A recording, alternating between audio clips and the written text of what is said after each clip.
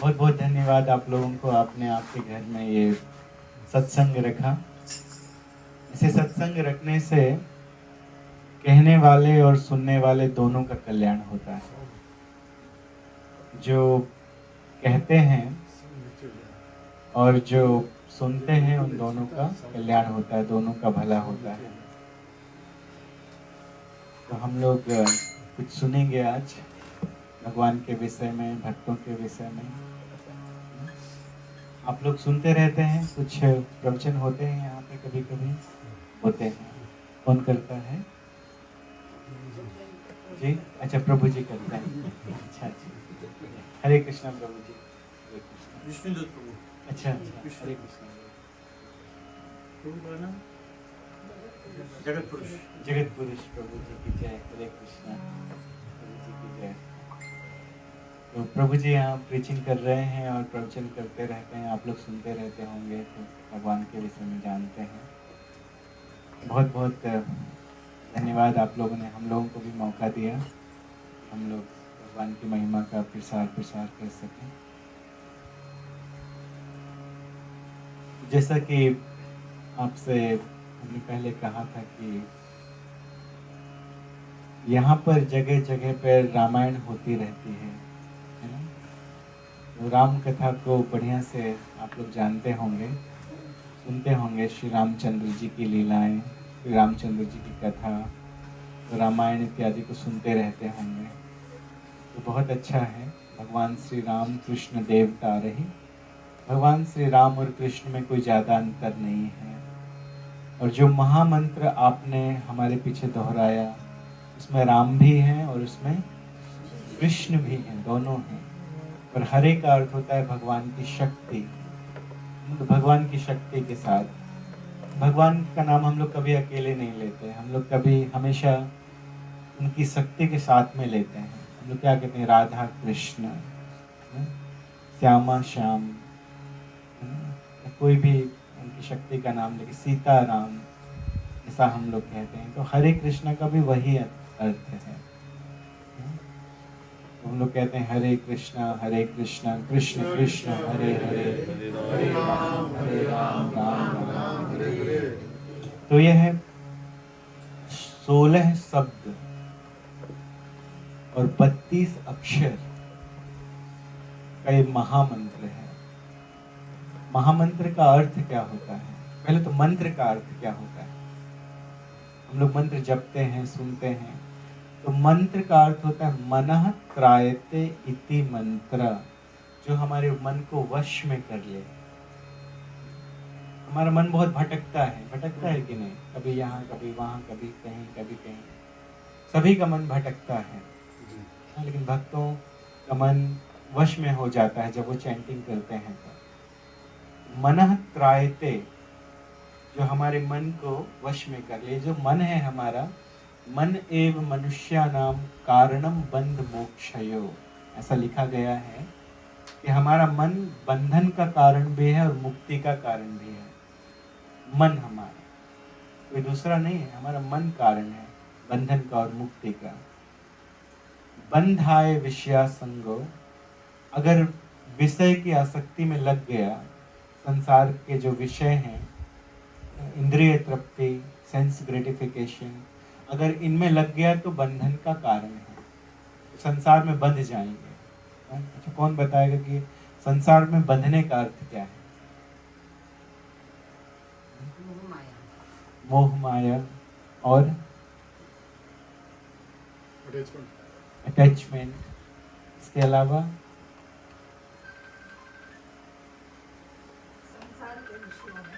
संसार के विषयों में, ठीक है। बंधन, जब संसार के विषयों से हमें अटैचमेंट होता है, हम मोह माया में फंस जाते हैं, तब हम जन्म मृत्यु के जरा व्याधि के चक्कर में फंसे रहते हैं। यही बंधन है, हम मुक्त नहीं हो पाते।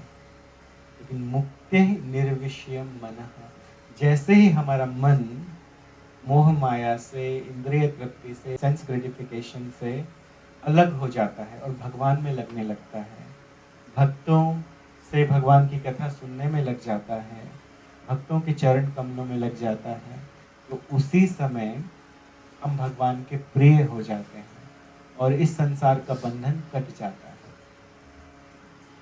संसार का बंधन फिर नहीं रहता है। तो ये मंत्र जो है हरे कृष्ण महामंत्र, इसे मंत्रों का राजा कहा जाता है। क्या कहा जाता है? मंत्रों का राजा। आप बाहर जाएंगे किसी मंदिर में, आपको लोग बोलेंगे कि आप ये मंत्र जपिए, आप बोलिए ओम नमः शिवाय। कोई बोलेगा आप गायत्री मंत्र जपिए, कोई बोलेगा आप महामृत्युंजय का जप कीजिए, कोई बोलेगा आपके ऊपर शनि की दशा है आप शनि का मंत्र जपिए, कोई बोलेगा आपके पास मंगल की दशा है आप मंगल का मंत्र जपिए, कोई बोलेगा आपके पास कालसर्प योग की दशा है तो आपके लिए ये दूसरा मंत्र है ना। कोई कहेगा ये मंत्र, कोई कहेगा वो मंत्र। किस किस को जपें, किस किस को जपें बताइए। तो जैसे फिजी में हमारे पास एक $100 का नोट है। सबसे बड़ा नोट कौन सा है? $100 का है। तो $100 के अंदर $50 भी है ना, $20 भी है, $10 भी है, 5 भी है, उसके अंदर है ना। $2 है, $1 है, 50 सेंट्स है, सब कुछ उसके अंदर है। 10 सेंट्स, 5 सेंट्स, सब उसके अंदर है। तो उसी प्रकार से हरे कृष्ण महामंत्र ऐसा महामंत्र, इसीलिए तो इसको महामंत्र कहते हैं। महामंत्र बड़ी चीज है। महामुनि, महायज्ञ, महाभागवत, महाउत्सव, महोत्सव, ऐसा कहा जाता है बड़ी चीज को। तो महामंत्र मतलब सारे मंत्र इसके अंदर हैं। अगर आप हरे कृष्ण महामंत्र का जप करेंगे तो आपको अलग से और कोई मंत्र जपने की आवश्यकता नहीं पड़ेगी। कोई मंत्र, कोई पूजा, कुछ करने की आवश्यकता नहीं पड़ेगी। आप करते हैं, करेंगे, वो अलग बात है ना? तो उसमें कोई बुराई नहीं है। लेकिन जब आप इस महामंत्र का जप करते हैं तो आपको और कुछ करने की आवश्यकता नहीं है, क्योंकि सब इसके अंदर आ जाता है। उसी प्रकार से, जिस प्रकार से मंत्रों का राजा है हरे कृष्ण महामंत्र, उसी प्रकार सारे देवताओं के स्वामी। बहुत सारे डायरेक्टर हैं इस संसार में, लेकिन मैनेजिंग डायरेक्टर एक है, सबसे बड़ा। वो कौन है? कृष्ण। वो सभी को मैनेज कर रहे हैं, सारे देवताओं को मैनेज कर रहे हैं। हम लोग देखते हैं ना, ब्रह्मा जी भी उनकी प्रार्थना कर रहे हैं। कर रहे हैं कि नहीं? कौन सी प्रार्थना की ब्रह्मा जी ने? ईश्वरः परमः कृष्णः सच्चिदानंद विग्रह अनादिरादिर गोविंदः सर्व कारण कारणम। ऐसे श्लोक से लेके बहुत सारी प्रार्थनाएं। इसके अलावा हम लोग 10वें स्कंद में देखते हैं कि ब्रह्मा जी स्तुति कर रहे हैं भगवान की, अपने चारों सिरों को ऐसे रख के प्रणाम कर करके। 4 सिर है ना ब्रह्मा जी के, एक यहाँ, एक यहाँ, एक यहाँ, एक पीछे। तो 4 सिरों को ऐसे रख के प्रणाम कर रहे हैं बार बार, और प्रार्थना कर रहे हैं भगवान की। नौमीध्यते भ्रवपुसे तडिदंबराय गुंजावतम सपरिपिच्छल सन्मुखाय वन्याश्रजे कवलवेत्र विषाण वेणु। ऐसे प्रार्थना करते हैं, शुरू करते हैं इस तरह से प्रार्थना करना। तो ब्रह्मा जी प्रार्थना करते हैं, है ना। ब्रह्मा जी ऐसे तो भगवान के नाभि कमल से उत्पन्न हुए हैं, यहाँ से कमल निकला और उससे ब्रह्मा जी का जन्म हुआ। हम लोग देखते हैं शिव जी भगवान की प्रार्थना कर रहे हैं, देखते हैं कि नहीं? शिव जी अपनी आंखों को बंद किए रहते हैं। क्यों? क्यों बंद किए रहते हैं? क्योंकि वो किसी का ध्यान कर रहे हैं। हम लोग जब किसी का ध्यान करते हैं तो अपनी आंखें बंद करते हैं ना। अभी आंखें बंद मत करना आप लोग, नहीं तो वो ध्यान नहीं रहेगा, सो जाएंगे वो आप। तो अभी आंखें बंद मत करना। कभी कभी लोग क्लास में भी बंद कर लेते हैं। तो हम हमेशा कहते हैं 3 प्रकार के लोग क्लास सुनते हैं। एक होते हैं श्रोता, ये बढ़िया से सुनते हैं, खूब अच्छे से ध्यान लगा के सुनते हैं, उनको क्या कहते हैं? श्रोता। और एक होते हैं सरोता। सरोता जानते हैं? सुपारी काटने वाला सरोता।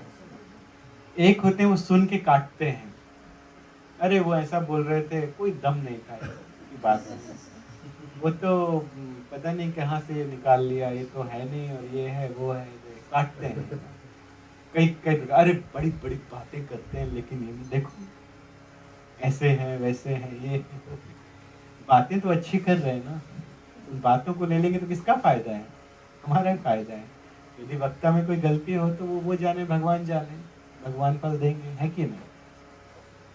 और तीसरे प्रकार के लोग हैं सोता, वो लोग सोते रहते हैं, क्लास में आते हैं सोते रहते, कभी कभी तो ऐसे करके बैठे रहते हैं, देखते रहते हैं, ऐसा लगेगा कि बिल्कुल परमहंस के समान सुन रहे हैं। और एक प्रश्न कर लेते, क्या क्या बोल रहे थे आप, तो कहीं और रहते हैं, है ना?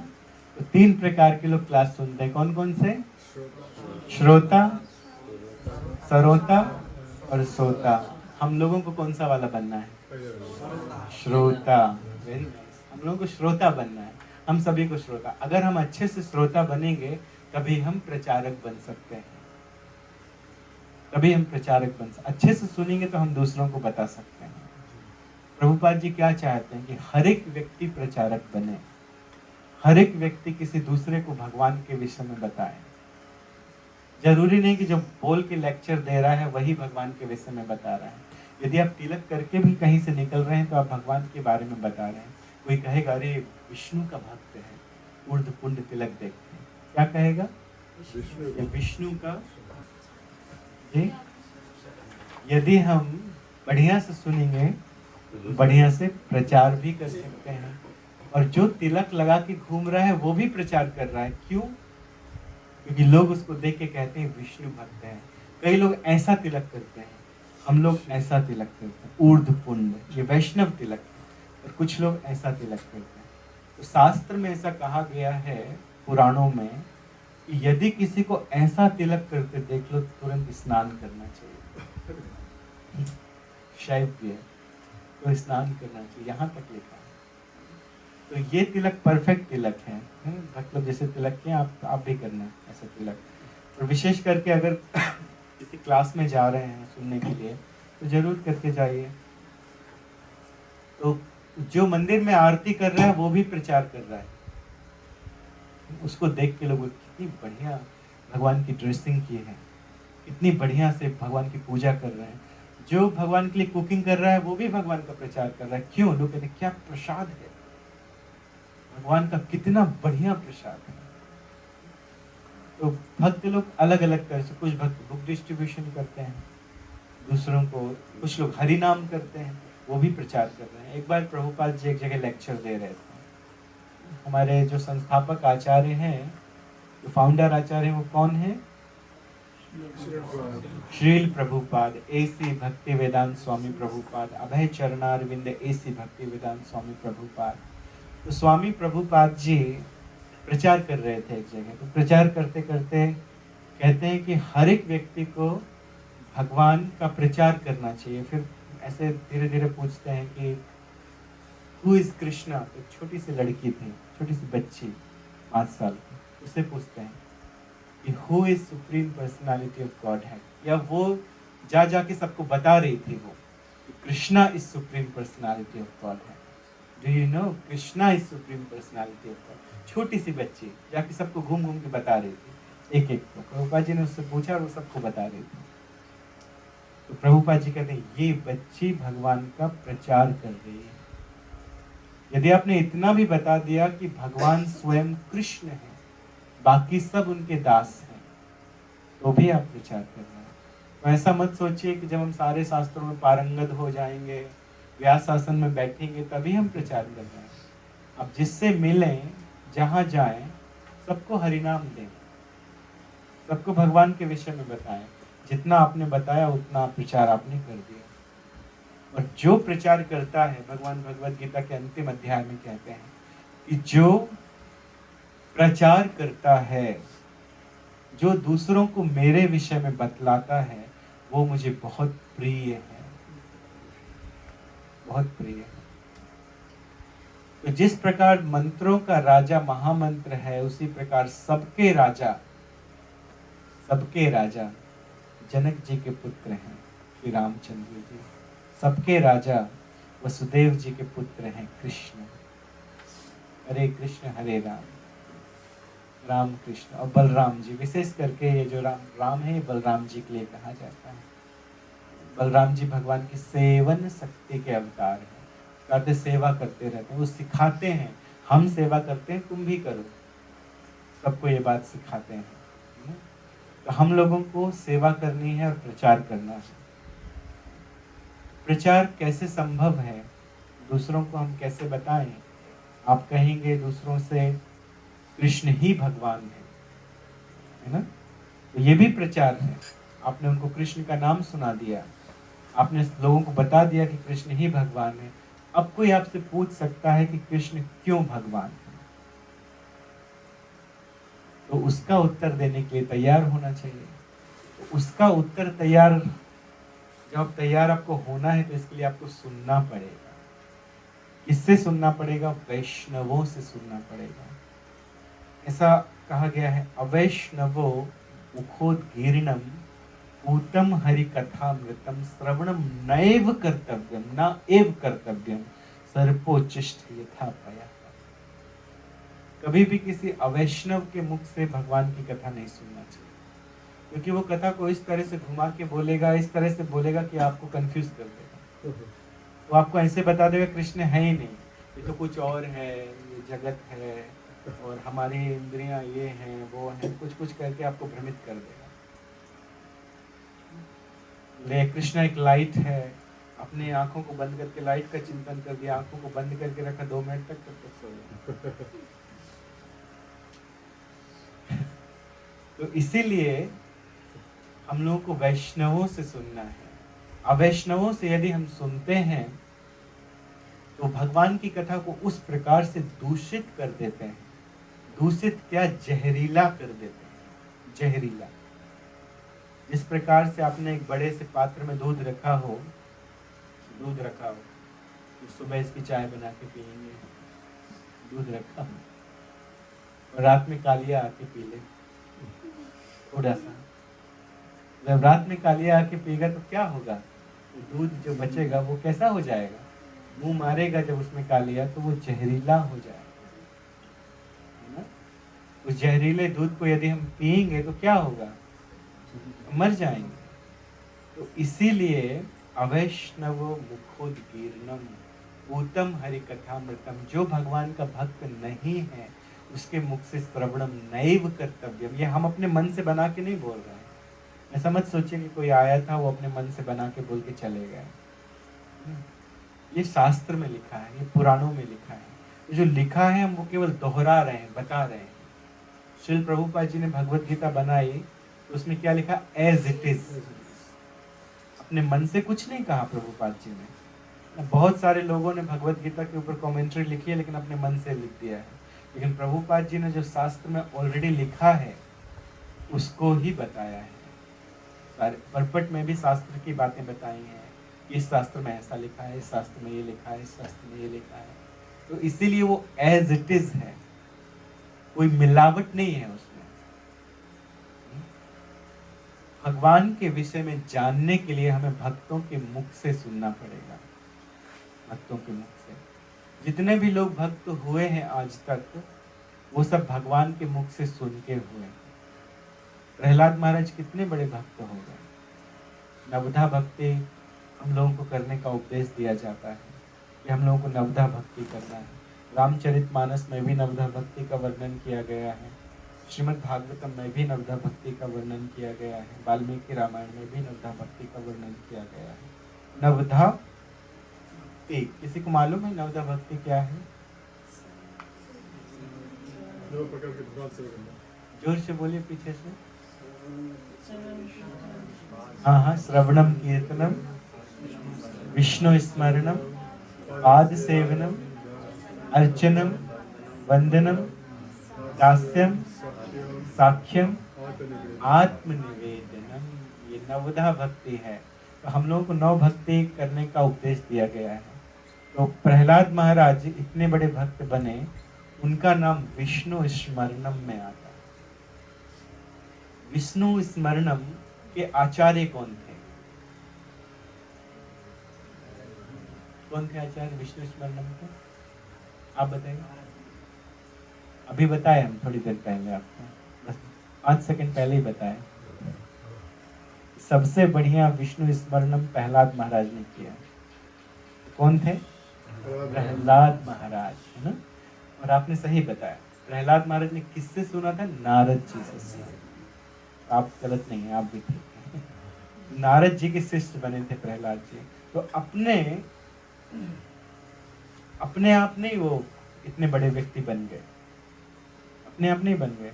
कैसे बने? सुन के बने। हम बताना चाहते हैं कि सुनना कितना जरूरी है।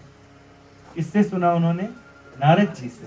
और नारद जी से सुन के वो विष्णु स्मरण के आचार्य बन गए। इतना अच्छा स्मरण करते थे वो भगवान का, इतने अच्छे से भगवान का स्मरण करके भगवान का नाम लेते थे कि कई बार उनके पिताजी जो बहुत बड़े राक्षस है, मारना चाहा, कई प्रकार से मारना चाहा, लेकिन वो मार नहीं पाए। वो अपने आप को बचाने का प्रयास नहीं करते थे, लेकिन भगवान उनको बचा लेते थे। कैसे कैसे मारना चाहा बताइए, आपने कथा सुनी हो। कौन बताइए आप बताइए। हाथी से कुचलवाना चाहा, हाँ जी। और पहाड़ से गिराना चाहा। किससे जलवाया? उनकी बहन होलिका, लेकिन होलिका जल गई, प्रहलाद महाराज बच गए। और कैसे? सांपों से डसवा के। लेकिन सर्पों का विष, जहरीले सर्पों का, सब कोबरा लेके आए थे, वो बड़े भयंकर, लेकिन विषैले सर्पों का विष भी उनके ऊपर कोई इफेक्ट नहीं किया। क्यों? क्योंकि वो स्मरण में लगे थे भगवान के। बड़े बढ़िया से उन्होंने सुना था, और सुनने के बाद बहुत दयालुता के कारण वो दूसरे लोगों को भी उपदेश कर रहे थे, प्रचार कर रहे थे। कह रहे थे, कौमारम आचरित प्राज्ञो धर्मान भागवता दुर्लभम मानुसम जन्मा तदप्य अधर्वम अर्थता।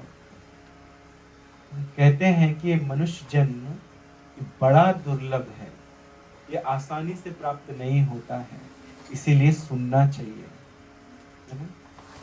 अपने जीवन को व्यर्थ मत गवाओ, ऐसा कहते हैं। कौमारम आचरित प्राज्ञो, बचपन से शुरू कर देना चाहिए भगवान की कथा का श्रवण, भगवान की लीला का श्रवण, और उसका सुनने के बाद उसको प्रैक्टिस करना, अपने जीवन में उतारना और भक्त बन जाना, ये बचपन से शुरू कर देना चाहिए। ध्रुव महाराज ने इस पृथ्वी पर 36,000 साल तक शासन किया।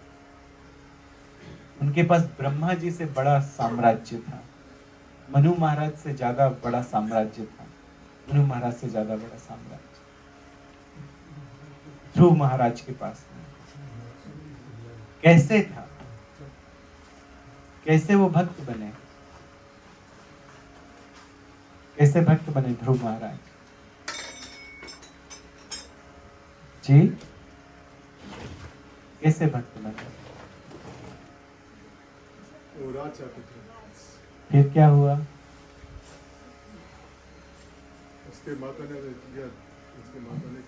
उनकी माता ने कहा कि बेटा तुम जाके तपस्या करो, अगर तुम्हें राज्य भी चाहिए है तो जाके तपस्या करो, भगवान का ध्यान करो। भगवान का नाम लेने लगे, भगवान का ध्यान करने लगे, और क्या हुआ? क्या हुआ? शुद्ध हो गए। भगवान उनके सामने आए, वो मांगना चाहते थे राज्य, लेकिन भगवान को देख के भगवान की स्तुति करते हुए ऐसा कहते हैं कि जिस व्यक्ति को हीरा मिल गया हो वो कांच के टुकड़े क्या मांगे, ऐसा कहते। जिस व्यक्ति को हीरा, डायमंड मिल गया हो, वो कांच के फूटे हुए टुकड़ों को लेकर क्या करेगा? तो सुनकर वो भी भक्त बने, और उसका बहुत बढ़िया भक्त, इतने बढ़िया भक्त बन गए कि भगवान ने यहाँ तो शासन दिया उनको 36,000 साल तक, उसके बाद एक ध्रुव लोक दे दिया। उत्तर दिशा में सुबह सुबह हम लोग ध्रुव लोक देखते हैं, प्रभु जी जाते हैं कभी कभी शॉपिंग करने सुबह सुबह, तो उनको ध्रुव लोक दिखाई देता है। चमकता हुआ जो ध्रुव लोक में सबसे चमकता हुआ तारा दिखता है वो ध्रुव लोक कहते हैं, ध्रुव लोक कहते हैं। ध्रुव लोक दूसरे वैकुंठ के समान है। समस्त लोकों का नाश हो जाता है, लेकिन ध्रुवलोक का नाश नहीं होता है। दूसरे लोगों का नाश हो जाता है, लेकिन ध्रुवलोक का नाश नहीं होता है। जब किसी का विवाह होता है तो पंडित जी क्या करते हैं? बाहर ले जाके उसको ध्रुवलोक दिखाते हैं, देखो वो ध्रुव है। खैर अब तो वो ही नहीं जानते, पंडितों को ही नहीं पता कहाँ ध्रुवलोक है। वो किसी भी टाइम पे बोल देते, सुबह सुबह बोलो देखो वो ध्रुवलोक है, तो वो फॉर्मेलिटी क्लिक कर देते हैं। लेकिन पहले के ज़माने में रात भर शादी चलती थी, सुबह हो जाती थी शादी करते करते, तो सुबह वो ये विधि है विवाह के समय कि ध्रुवलोक दिखाया जाता है। इस तरफ देखिए ध्रुवलोक है, तो वैकुंठ लोक देखकर उनका कल्याण होता है। और उसके साथ साथ ये शिक्षा भी दी जाती है कि तुमने गृहस्थ लाइफ में प्रवेश किया है, अब अपने घर को परिवार को पालने पोसने के लिए बहुत काम करोगे, है ना, लेकिन वैकुंठ लोक को मत भूलना, वहां भी जाना है। इसका अर्थ है कि दोनों जीवन के पहिए वो बराबर चलने चाहिए। मटेरियल लाइफ और स्पिरिचुअल लाइफ वो दोनों बराबर ऐसा नहीं कि मटेरियल लाइफ में लग गए तो बस इसी तरफ डूब गए। दोनों बराबर चलना चाहिए। इस तरफ डूबेंगे तो चलेगा, भगवान उठा लेंगे, भगवान संभाल लेंगे, है ना। और कौन है जिन्होंने सुना और उनको फायदा हुआ? सुन के भगवान का भक्त और कौन बन गया?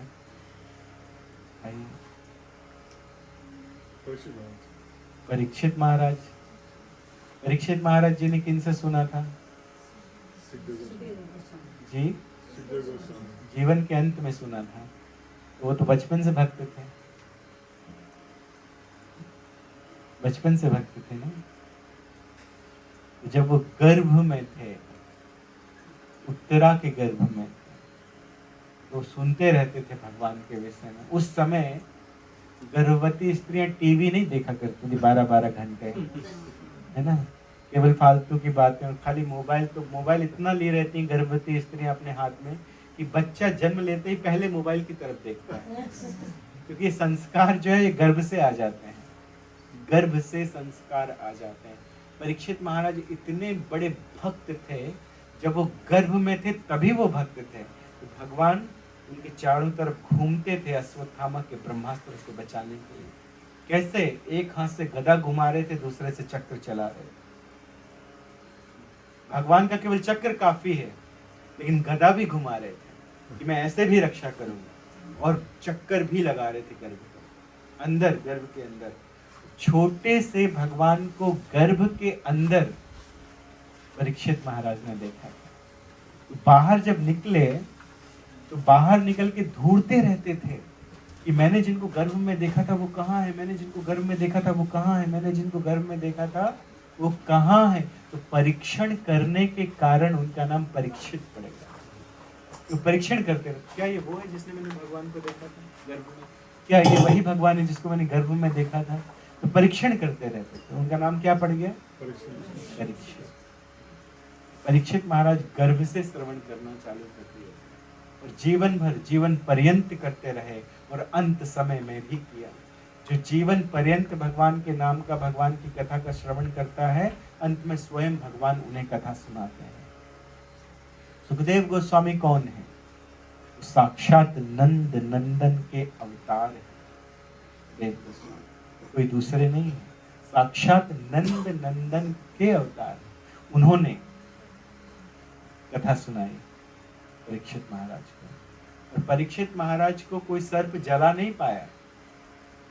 सर्प के जलाने के पहले उन्होंने अपने शरीर का त्याग कर दिया था समाधि के द्वारा, भगवान को प्राप्त कर लिया था। तक्षक नाम के सर्प के आने के पहले उन्होंने भगवान की प्राप्ति कर ली थी। और किसने श्रवण किया? चलिए भागवत के महात्म्य में जाते हैं, स्टार्टिंग में जाते हैं, एकदम शुरू में जाते हैं, एकदम प्रारंभ में जाते हैं। एक कथा सुनाते हैं आप, इस कथा को सुनने से भी कल्याण होता है। एक बहुत बढ़िया ब्राह्मण था, जिस ब्राह्मण का नाम था आत्मदेव। वो बहुत अच्छा ब्राह्मण था, सारे नियमों का पालन करने वाला था, शास्त्र के जितने भी विधि विधान है सबका पालन करता था, अच्छा ब्राह्मण था, बहुत बढ़िया। लेकिन उसकी पत्नी बड़ी बदमाश थी। उसका नाम था धुंधली। क्या नाम थे? धुंधली। वो ना घर का काम करती थी, ना पति की सेवा करती थी, बस बैठी रहती थी दिन भर। किसी और से खाना बनवा लिया, उसने ऑर्डर कर दिया, कहीं से आ गया खाना, बस खिला दिया, कुछ भी, बस ऐसे ही चल रहा है। न नहाना, न धोना, न पूजा करना, कुछ नहीं। जब मन आया तो कभी कभी नहा लिया, बस नहीं तो कभी रोज नहीं नहा लिया, पवित्र रहे। तो आत्मदेव जी का बहुत समय तक बच्चा नहीं हुआ, बहुत लंबे समय तक कोई पुत्र नहीं था, कोई संतान नहीं थी। तो वे गए जंगल में, बहुत उन्होंने साधुओं के चरण धोए, साधुओं के चरण पखारे। साधुओं की सेवा करने से बहुत लोगों को पुत्र हुए।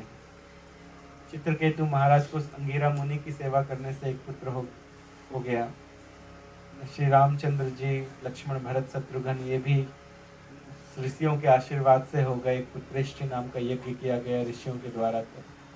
तो उन्होंने बड़े बड़े ऋषियों को खोजकर उनकी शरण ली और कहा कि मैं पुत्र चाहिए। तो एक ऋषि ने कहा कि मैं देखता हूं कि तुम्हें 7 जन्म तक कोई पुत्र नहीं है। इस जन्म की बात क्या, तुम्हें 7 जन्मों तक कोई पुत्र नहीं। तो वो कहे कि मैं आत्महत्या कर लूंगा, अगर आप मुझे पुत्र नहीं देंगे तो मैं यही आत्महत्या करूंगा। और वो कर भी लेते हैं। वो इतने व्याकुल हो गए थे पुत्र के लिए कि जिसका पुत्र नहीं है उसके लिए तर्पण कौन करेगा। पुत्र जब तर्पण करता है तो पूत नाम के नरक से बच जाते हैं।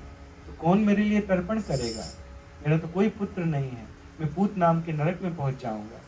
तो बहुत रोए, बहुत गिड़गिड़ाए, आत्महत्या करने ही वाले थे। उनका चलो अच्छा ठीक है, ये फल ले लो, जाके अपनी पत्नी को खिला देना, पुत्र हो जाएगा, बढ़िया पुत्र, जाओ ठीक। तो पुत्र लेके, वो फल लेके चले गए। कौन चले गए फल लेके? आत्मदेव नाम के ब्राह्मण अपने घर गए और बड़े प्रेम से, बहुत खुशी होकर धुंधली से कहते हैं कि प्रिय, my love, please take this fruit. ये फ्रूट खाओ, फ्रूट खाने से तुम्हें बहुत बढ़िया पुत्र होगा, ये ऋषियों का आशीर्वाद है। फल ले तो लिया धुंधली ने, लेकिन वो परेशान हो गई। तो बोलती है कि मैंने सुना है, ऐसे सिर खुजाते हुए बोलती है कि मैंने सुना है कि जब पुत्र गर्भ में आ जाता है तो बड़ी तकलीफ होती है, बहुत तकलीफ होती है, कई प्रकार की तकलीफ होती है, ना चलते बनता है ना फिरते, और बच्चा पैदा करते समय मर भी सकते हैं। क्या करूं इस फल का, क्या करूं, रोने लगी। मुझे नहीं चाहिए पुत्र, मुझे नहीं चाहिए इतनी तकलीफ। तो उसने अपनी बहन को बुलाया। उसकी बहन वैसी बदमाश थी उसके जैसी, उसके जैसी थी एकदम। उसने सारी बात बताई। तो वो कहती, बहनी चिंता नहीं करो, मैं गर्भवती हूँ, मेरा पुत्र होने वाला, काम करो तो मुझे 100,000 दे देना, मैं तुम्हें अपना पुत्र दे दूंगी। लोग बोलेंगे कि अरे तुम्हारे स्तनों में दूध नहीं है, तुमने बच्चा दिया, तो बोलना कि मेरी बहन का बच्चा हुआ था, वो मर गया, तो मुझे बुला लेना, तो अपने बच्चे का पालन मैं खुद करूंगी और लोग ये सोचेंगे तुम्हारा बच्चा हुआ है। तो खुश हो गए। तो घर में जो पंडित जी ने अपना पूजा पाठ करके धन रखा था वो सब अपनी बहन को दे दिया और बहन ने अपना पुत्र बेच दिया। और ये जो फल था ये गाय को खिला दिया। फल किसको खिला दिया? गाय को खिला दिया। समय आने पे गाय भी गर्भवती हुई और उसकी बहन तो गर्भवती थी। तो जो उसकी बहन से पुत्र हुआ वो उसने इसको दे दिया। तो कहती है कि मेरा पुत्र हुआ है, लेकिन मेरे स्तनों में दूध नहीं है, तो उसने अपनी बहन को बुला लिया, ये दूध पिलाएगी पुत्र। उसका नाम उसने अपने नाम पे रखा, धुंधुकारी। एक धुंधली, दूसरा धुंधुकारी। और जिस गाय को फल खिलाया था तो गाय का एक बच्चा हुआ। वो बच्चा मनुष्य आकृति का था क्योंकि वो ऋषि का प्रसाद था, लेकिन उसके जो कान थे वो केवल गाय के कान के जैसे थे। तो उसका नाम, आत्मदेव ब्राह्मण ने सोचा कि वह ऊपर वाला जब भी देता छप्पर फाड़ के, मेरा बच्चा तो हुआ, साथ में गाय का भी मनुष्य आकृति का बच्चा हुआ है। बहुत सुंदर बच्चा था, लेकिन गाय केवल कान के थे। तो दोनों का पालन पोषण बहुत अच्छे से वो लोग करने लगे। सारे संस्कार किए बढ़िया से, लेकिन धुंधली का जो पुत्र था धुंधुकारी वो बड़ा बदमाश निकला। क्योंकि ठीक से संस्कार उसने किए नहीं थे। जब गर्भ में था वो कुछ भी खाती पीती होगी, टीवी देखती रहती होगी 24 घंटे, किसी से भी मिलती होगी, तो कोई संस्कार तो गर्भ में आते हैं ना। जब बच्चा गर्भ में रहता है तो जप करना चाहिए, कृष्णा बुक पढ़ना चाहिए, भगवत गीता पढ़ना चाहिए, भगवान के भक्तों की सेवा करना चाहिए, उनको बुला के सीमंतो नयन जैसे संस्कार करना चाहिए।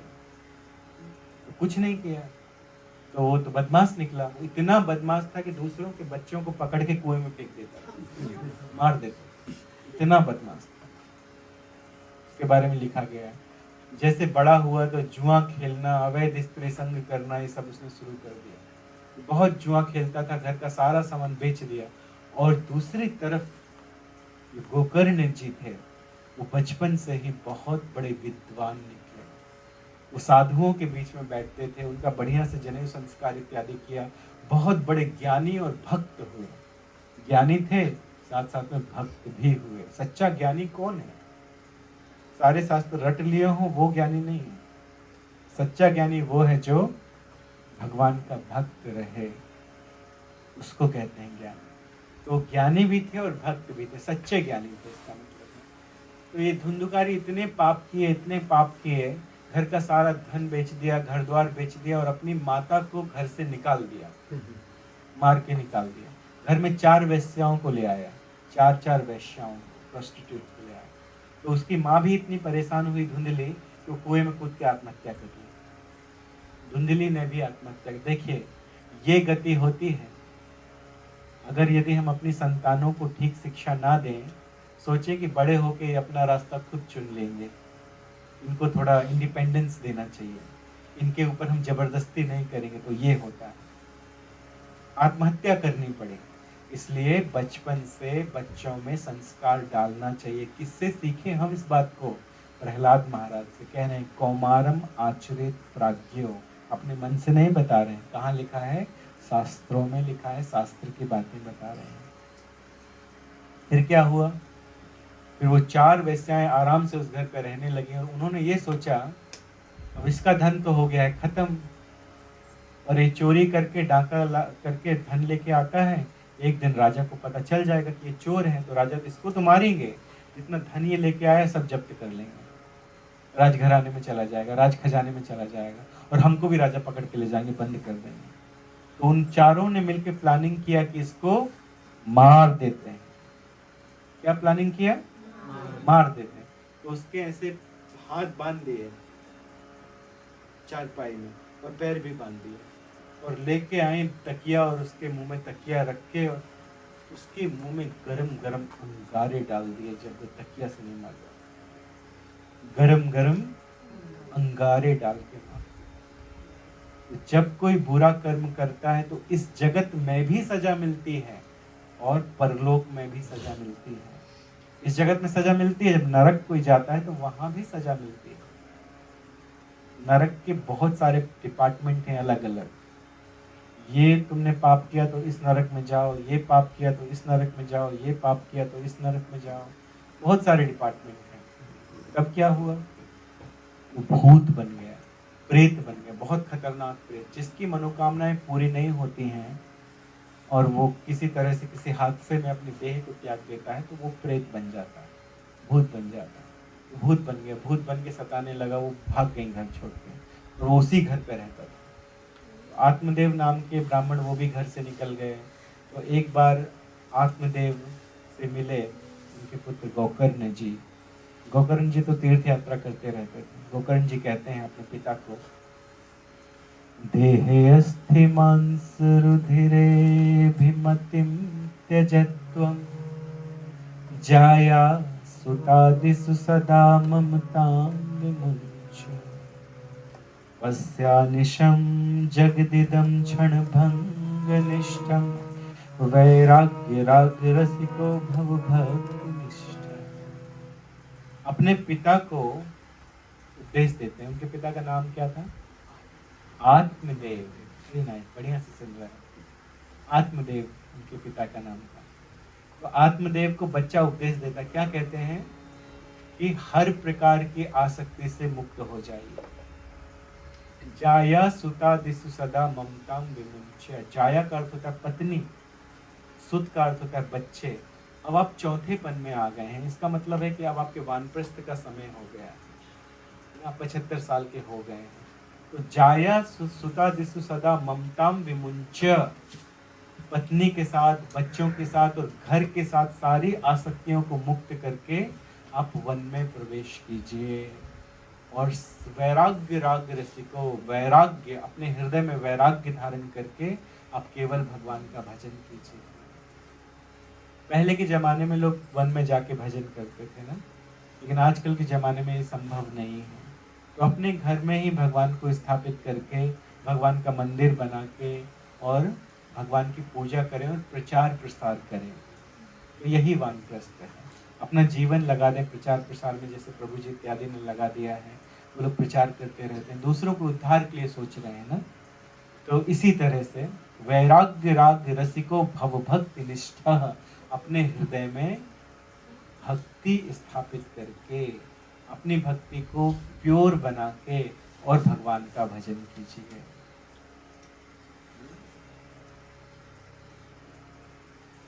सेवा, और इसके साथ साथ सेवा कीजिए, साधुओं की सेवा कीजिए। सेवा की साधुओं की सेवा करने से भगवान प्रसन्न होते हैं, साधु भी प्रसन्न होते हैं, तो कई प्रकार के ज्ञान देते हैं। और बोले अब तो आप अंतिम अवस्था में आ गए हैं, तो केवल 10 पाठात, 10वें स्कंद का पाठ कीजिए।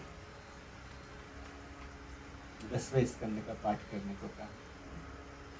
भगवान की लीलाओं में रच-पच जाइए। हम लोग भगवत गीता पढ़ते हैं, भागवतम पढ़ते हैं, शुरू से अंत तक चैतन्य चरितामृत पढ़ते हैं, चैतन्य भागवत पढ़ते हैं, बहुत सारे ग्रंथ पढ़ते हैं, गोस्वामियों की टीकाएं पढ़ते हैं, लेकिन अंत समय में केवल कृष्ण लीला पढ़ना है, केवल कृष्ण लीला। और कृष्ण में मन लगा के, कृष्ण के प्रति रस उत्पन्न करके, निष्ठा उत्पन्न करके भगवान को प्राप्त करना है, भगवान के धाम जाना है। तो इसलिए उन्होंने कहा कि 10 पाठ। स्कंद पुराण में एक कथा है, श्रीमद् भागवत महापुराण के महात्म्य के विषय। तो इसके बाद उनके पिताजी मान के जंगल चले गए। उन्होंने अपने बहुत समय तक भक्ति करके, साधुओं की सेवा करके, साधुओं से श्रवण करके अपने मन को भगवान में लगा के और भगवान को प्राप्त किया समाधि के द्वारा।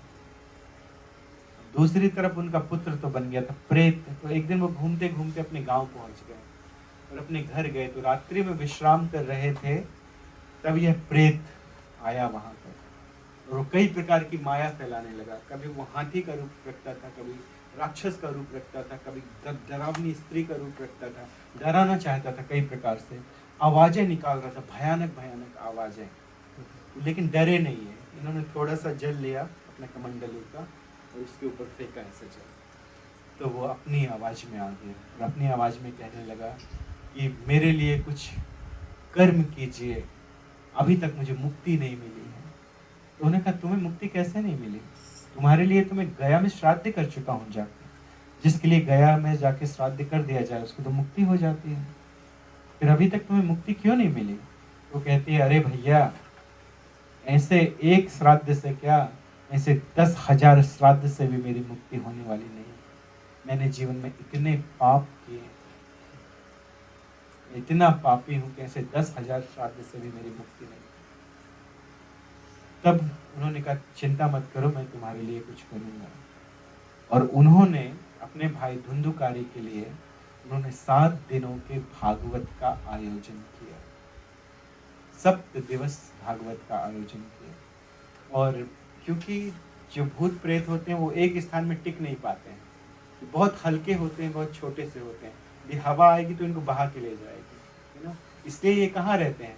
ये किसी पेड़ की कोठर में रहते हैं अंदर, ये हवा बहा ना पाए, बहुत हल्के होते हैं।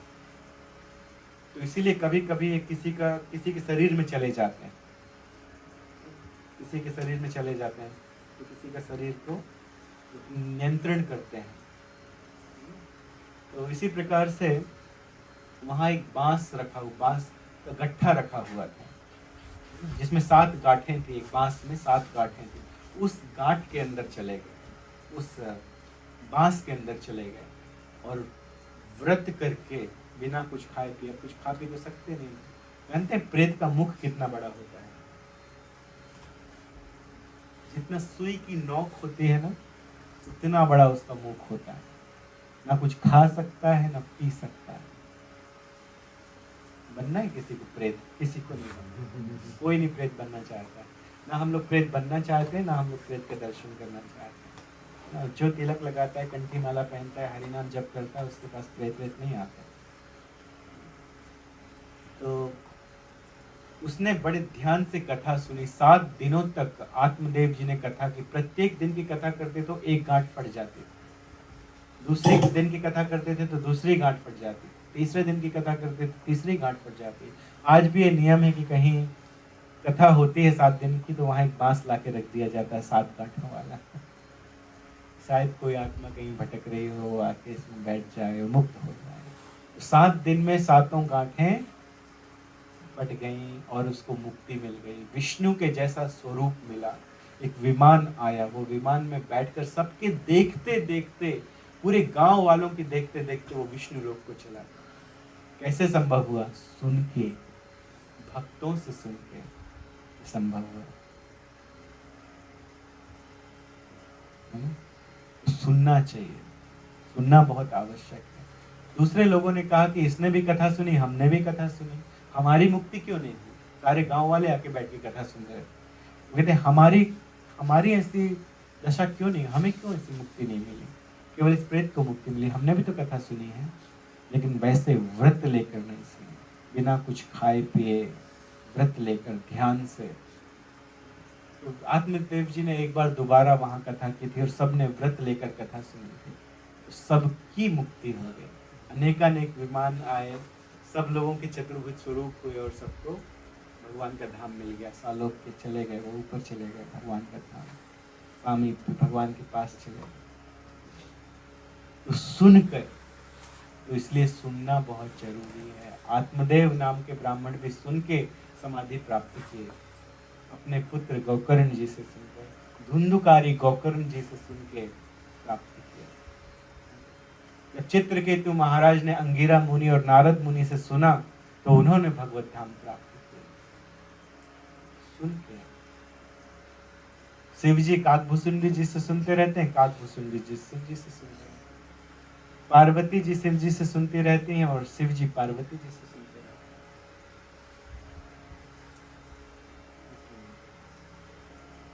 तो भक्तों के जीवन का यही उद्देश्य होना चाहिए। कुंती महारानी अपनी प्रार्थना में ऐसा कहती है। आज हम सुबह बता रहे थे, आज एक छोटा सा प्रोग्राम था जगन्नाथ पुंजा जी के घर में, तो हम लोग बता रहे थे वहाँ पर, है ना? क्या बता रहे थे हम लोग? यही बता रहे थे कि श्रवण की महिमा को हम लोग बता रहे थे कि श्रवण करना कितना आवश्यक है, श्रवण करना कितना जरूरी है। तो वहाँ हम लोगों ने बताया कि कुंती महारानी एक स्त्री है। क्या है? स्त्री है। स्त्री का अर्थ क्या होता है? प्रेस करने वाली नहीं, वो स्त्री की बात नहीं कर रहे हैं, एक नारी है। नारी है। नारी के बारे में कभी कभी कुछ लोग ऐसा कह देते हैं कि भगवत गीता में लिखा कि पाप योनि है, ये पाप योनि है, ऐसा है वैसा है।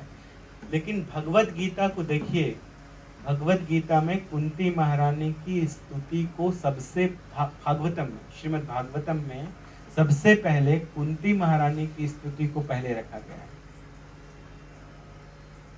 कुंती महारानी इतनी विदुषी स्त्री थी, इतनी विद्वान थी। और विद्वान क्यों थी? क्योंकि उन्होंने बहुत बहुत ऋषियों की सेवा करके उनसे सुना था, उनसे सीखा था, इसलिए विद्वान थी। तो ऐसी कुंती महारानी ने इतनी अच्छी स्तुति भगवान की कि सबसे पहले उस स्तुति को रख दिया गया श्रीमद् भागवतम। कंपाइल करते समय श्रीमद् भागवतम को व्यास देव जी ने सबसे पहले रखा। तो स्त्रियां भी भगवान की भक्त हो सकती है, और ये काल ये निर्धारित करता है, बता रहा है काल कि कुंती महारानी थी, इतनी बड़ी भक्त थी कि उनकी स्तुति को सबसे पहले रखा गया है। भक्त होना आवश्यक है और कुछ आवश्यक नहीं, और कुछ जरूरी नहीं। तो कुंती महारानी ऐसा कहती हैं, शृण्वन्ति गायन्ति गृह्णन्ति अभीक्ष्णसः स्मरन्ति नन्दन्ति तवेहितं जना ता एव पश्यन्ति अचिरेण तावकं भव प्रवाहो परमं पदाम्बुजम्। हम इस श्लोक की व्याख्या करके समाप्त करेंगे, इसलिए ध्यान से सुनिए। शृण्वन्ति, जो सुनता है, जो सुनता है बढ़िया से ध्यान लगा के, मन लगा के। गायन्ति, और जो वर्णन करता है, जो गाता है मन लगा के, ध्यान से।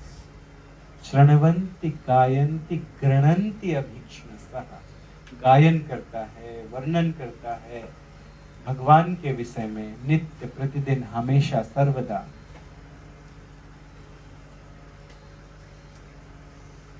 स्मरन्ति नंदन्ति तवे हितम जना, जो स्मरण करते हैं जो लोग, जैसे प्रहलाद महाराज ने किया। और नंदन्ति, यदि ऐसा नहीं कर पाते हैं तो कम से कम आनंद व्यक्त करते हैं यदि कोई दूसरा इस कार्य को कर रहा है।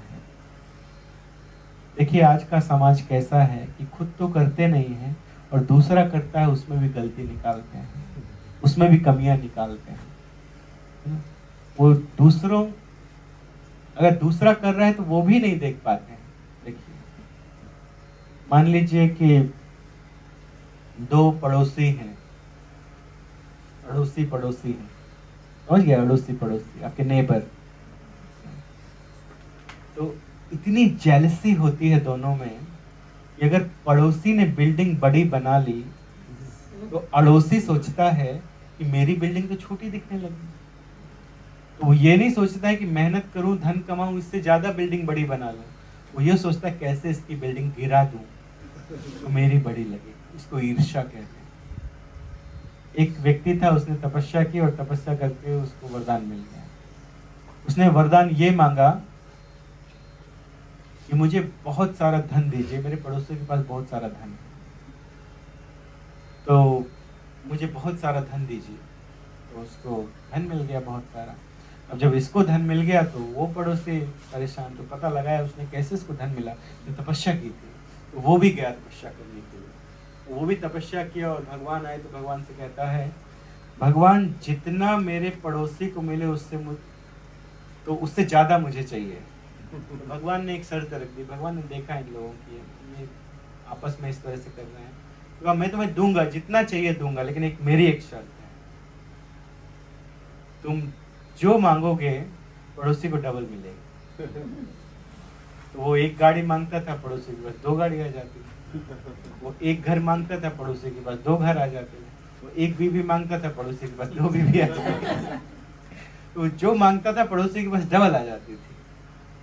तो उसने ऐसा कहा कि भगवान मार मार के मुझे अधमरा कर दीजिए। अधमरा का डबल क्या होगा, तेरा पड़ोसी पूरा मर जाएगा। मार मार के मुझे अधमरा कर दीजिए। क्यों? जो मुझे मिलता है पड़ोसी को डबल मिलता है, तो मुझे अधमरा करेंगे तो पड़ोसी पूरा मर जाएगा। देखिए इसको ईर्ष्या कहते हैं। ऐसे ऐसे लोग समाज में भरे पड़े हैं कि खुद तो करते नहीं है, जब दूसरा करता है तो उसकी भी निंदा करते हैं। लेकिन कुंती महारानी क्या करें, नंदन्ति, जब कोई दूसरा कुछ अच्छा कार्य करता है, भगवान के नाम का श्रवण कीर्तन प्रचार प्रसार इत्यादि करता है, कुछ भी करता है भगवान के प्रति, तो उसको देख के नंदन्ति, जो लोग तारीफ करते हैं, प्रशंसा करते हैं, बड़ाई करते हैं और उस व्यक्ति को आगे बढ़ाते हैं, उत्साह देते हैं। नंदन्ति तवे हितम जना, ऐसे लोग। एव पश्यन्ति अचिरेण तावकम, ऐसे लोग अचिरेण, बहुत जल्दी, समय नहीं लगता है, बड़ी जल्दी भगवान के चरण कमल प्राप्त कर लेते हैं। अचिरेण तावकम। और जब भगवान की चरण कमल प्राप्त कर लेते हैं तब क्या होता है, भव प्रवाहो परमम पदाम भुजम, परम पद को, परम पद किसके हैं, भगवान कृष्ण के, परम पद को प्राप्त कर लेते हैं, भगवान के चरण कमल प्राप्त कर लेते हैं, तो भव सागर को कैसे पार कर लेते हैं। ऐसे पार कर लेते हैं। गऊ का खुर देखा है आपने? गऊ का खुर का निशान देखा है? गाय के खुर का निशान, बछड़े के खुर का निशान। गाय का जो काफ होता है वो जब चलते हैं बरसात में तो उनके खुर का निशान जमीन में पड़ता है। तो वो इस भव सागर को वैसे पार कर लेते हैं जैसे हम लोग बछड़े के खुर को पार कर जाते हैं। बछड़े के खुर को पार करने में हमें कुछ प्रयत्न करना पड़ता है। एक पैर उस तरफ रखा, पार हो गया। कभी कभी पानी भर जाता है उस खुर में, वो दिखाई देता है बछड़े का खुर, उसमें पानी भरा है। तो उस खुर को कितनी आसानी से पार किया जा सकता है, उसी प्रकार से इस संसार को पार करने की एक तरीका है, एक सूत्र है। वो सूत्र क्या है? आप लोग घर में जाके जरूर इसको सर्च कीजिए, इसको पढ़िए।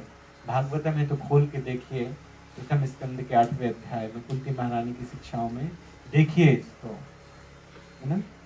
और यदि नहीं है तो इंटरनेट में सर्च कीजिए, पढ़िए।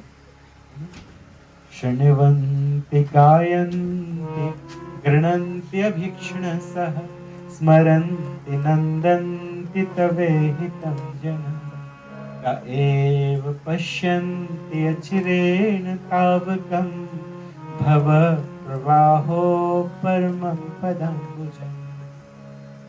इसको ध्यान से पढ़िए, सुनिए। ठीक है, हम यहाँ पे खत्म करते हैं। बोलिए श्री राधा कृष्ण भगवान की, सीताराम लक्ष्मण हनुमान की, आज के आनंद की, श्रील प्रभुपाद जी की, समस्त भक्त वृंद की। आप लोगों के यदि कोई भी प्रश्न हो जो आज आपने क्लास में सुना, उसमें से कोई प्रश्न है तो आप पूछ सकते हैं, और यदि आपने पूछेंगे तो हम पूछेंगे। पूछिए, कोई प्रश्न हो।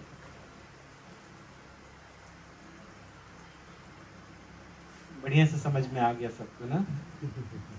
आया सबको ठीक से समझ में? आया कि नहीं? कोई आवाज नहीं आ रही है। नहीं आया? कुछ समझ में नहीं आया? भूतकाली का जो कहानी बताए हैं जी, उसमें आप ये दर्शाते हैं कि जीवन भर पाप करो और फिर अंत में अगर आप 7 दिन का भागवत सुनते हैं तो आपका पाप कट जाता है। नहीं, इस ये बात तो को गलत नहीं है। दर्शाया गया है। हाँ, इस बात को दर्शाया गया है कि देखिए, इतना बड़ा पापी व्यक्ति भी, भागवत का ये प्रभाव है कि इतना बड़ा पापी व्यक्ति भी भगवान की कथा को सुनकर तर गया। तो हमने भगवान की कथा के प्रभाव को बताया है, ना कि हमने उसके दुष्कर्म थे, लेकिन फिर भी हमने ये शिक्षा नहीं दी कि आप सभी जीवन भर कुछ भी करें। हम जानते हैं कि आप सबके कल्याण के लिए पूछ रहे हैं, तो हम आते हैं आपके पॉइंट पे आते हैं धीरे धीरे। हमने इस बात को नहीं बताया कि आप लोग जीवन भर कुछ भी करिए और अंत में भगवान की कथा सुनिए और बस भागवत कथा सुन लीजिए, पार लग जाएंगे। हमने कल एक कथा सुनाई थी, यहाँ भी सुनाते हैं, तो उसको सुनकर आपको समझ में आ जाएगा। एक व्यक्ति था, थोड़े बहुत पुण्य कर्म कर लेता था, बड़ा धन था उसके पास, जीवन भर उसने आनंद से अपना जीवन बिताया, बड़े आनंद से, बहुत पाप भी नहीं किए, आनंद से जीवन बिताया। धर्मात्मा, थोड़ा थोड़ा धर्मात्मा भी था। तो उसने सोचा कि अपने जीवन के अंत समय में मैं वृंदावन में देह त्यागूंगा, क्योंकि उसने ये सुन लिया कि जो वृंदावन में देह त्यागता है उसकी मुक्ति निश्चित है, वो सीधे गोलोक वृंदावन जाता है वृंदावन में देह त्यागने के बाद। तो उसने क्या किया कि एक घर लिया वृंदावन में, बढ़िया महल, और जब उसकी उम्र हो गई थी बढ़िया, 88 ईयर्स की हो गई, 90 ईयर्स की हो गई, तो वृंदावन में रहने के लिए चला गया और वहाँ रहने लगा कि अब मैं देह त्यागूंगा। और रहते रहते रहते अचानक उसको एक दिन हार्ट अटैक आ गया। हार्ट अटैक आ गया तो अभी उसके प्राण नहीं निकले थे, तो लेटा हुआ था वो। तो लोगों को पता चला, नौकर चाकर थे, तो पता चला अरे इसको हार्ट अटैक आ गया है। तो तुरंत उन्होंने फ़ोन लगाया, एम्बुलेंस बुलाई, तो एम्बुलेंस लेने के लिए आए। और वृंदावन में तो कोई बड़े बड़े हॉस्पिटल है नहीं, तो उसको एम्बुलेंस में डाला। और वो उस समय बोलना चाहता है, मुझे मत लेकर जाओ, मेरा अंतिम समय आने वाला है, मैं यही शरीर त्यागना चाहता हूँ, बोल, लेकिन मुंह से तो कुछ निकल नहीं रहा है, अंदर अंदर लेकिन उसकी सारी इंद्रियां कार्य कर रही हैं। तो वो अपनी तरफ से अंदर से बोल रहा है, लेकिन बाहर से तो ऐसे पड़ा है, लेकिन उसको अंदर लग रहा है कि वो बोल रहा है कुछ, लेकिन कोई सुन नहीं रहा है। तो जैसे ही 84 कोस के बाहर एम्बुलेंस लेके गई, जैसे ही 84 कोस के बाहर उसकी डेथ। तो भगवान के परम पद को प्राप्त करने के लिए उतनी सुकृति भी होना चाहिए, उतने पुण्यकर्म भी होना चाहिए। अब उसकी सुकृति क्या हुई?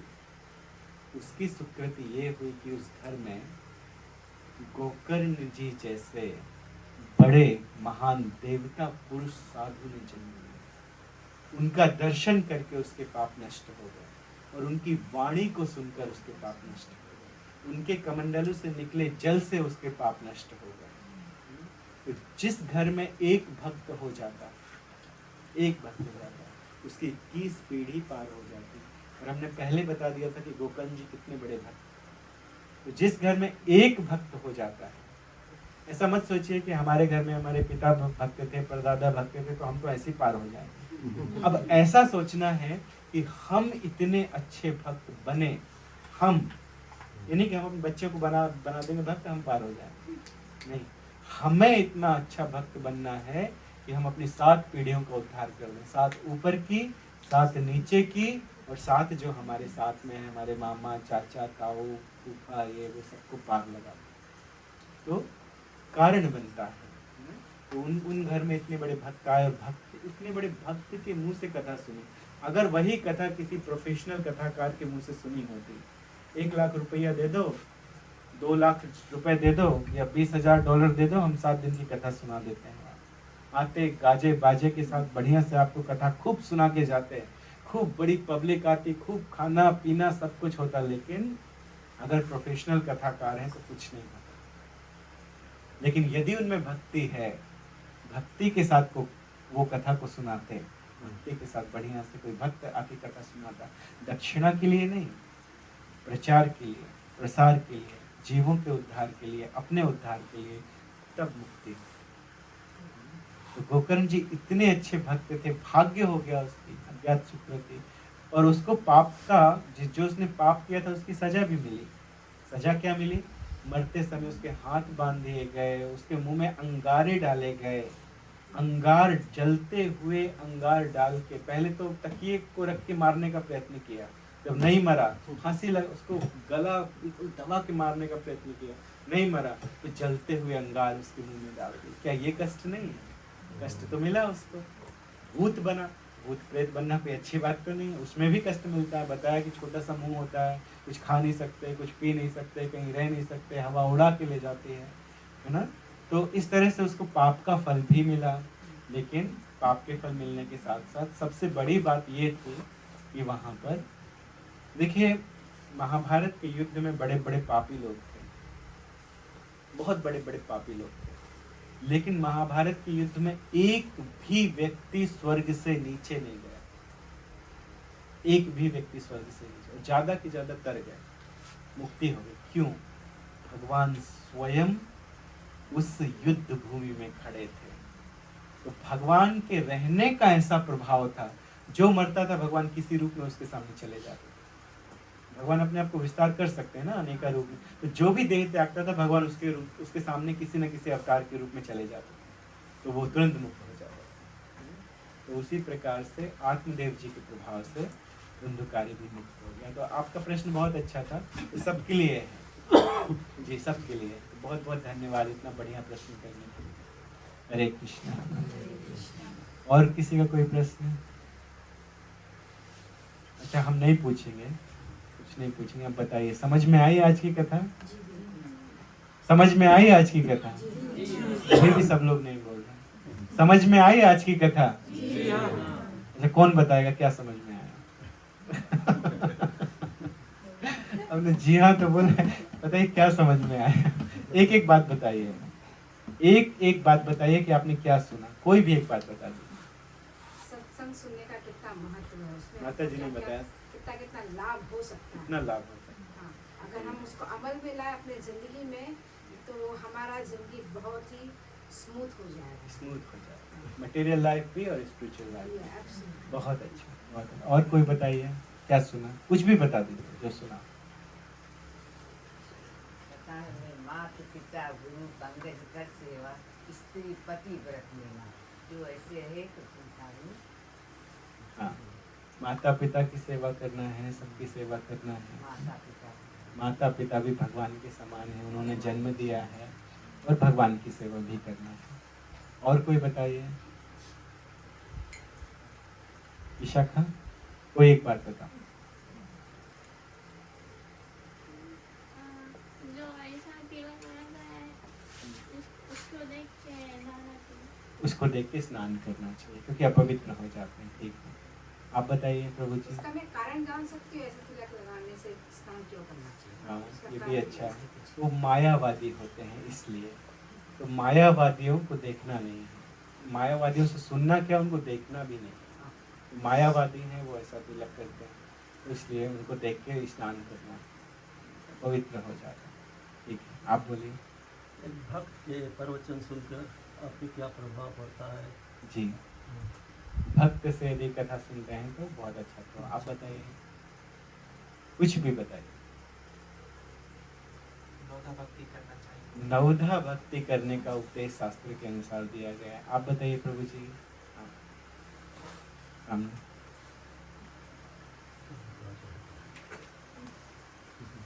कुछ भी बता दीजिए।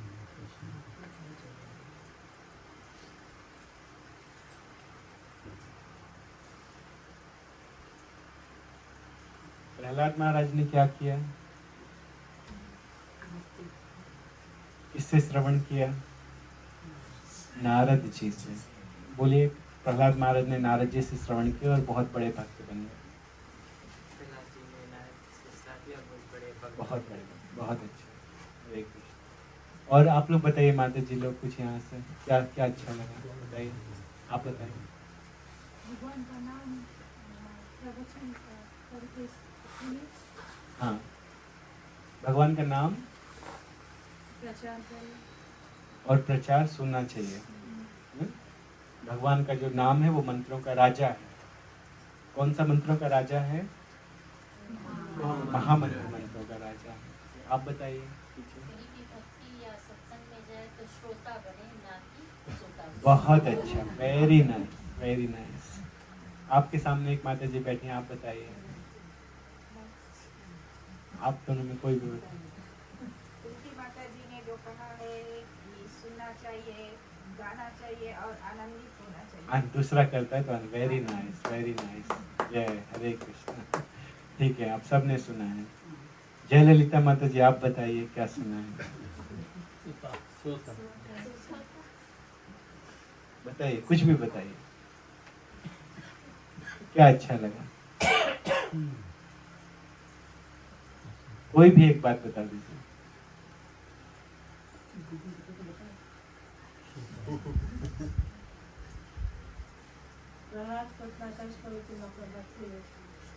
प्रहलाद महाराज को बहुत कष्ट दिया गया, लेकिन उनको भगवान ने बचा लिया। क्यों? क्योंकि वो स्मरण कर रहे थे। नवधा भक्ति में उन्होंने स्मरण किया। Very nice. आपके पीछे माता जी बैठी हैं, आप बताइए। हाँ, कुंची भाई।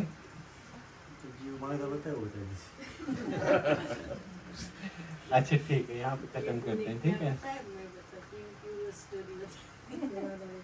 हाँ, आपकी स्टोरी आपने बता दी। अच्छा, ये तो गड़बड़ है, गलत बात है। अच्छा चलो, अच्छा ठीक है, यहाँ पे हम खत्म करते हैं। और सभी भक्तों ने बहुत अच्छे से सुना, आप लोगों ने बताया भी।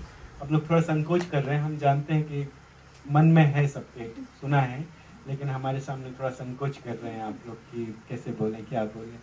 तो बहुत बहुत धन्यवाद आप लोगों का, और प्रभु जी को बहुत बहुत धन्यवाद प्रभु जी कि आप लोगों ने मौका दिया कि हम लोग यहाँ आपके भगवान की कुछ महिमा का प्रचार कर पाए। बहुत बहुत धन्यवाद। आपको भी बहुत धन्यवाद आने के लिए। हरे कृष्ण, हरे कृष्ण, हरे कृष्णा, हरे कृष्णा, कृष्ण कृष्ण हरे हरे, हरे राम, राम राम हरे हरे। कृष्णचंद्र भगवान की जय। भागवत अमल पुराण की जय। गौर प्रेमानंद। नरसिंह प्रेयर होगी।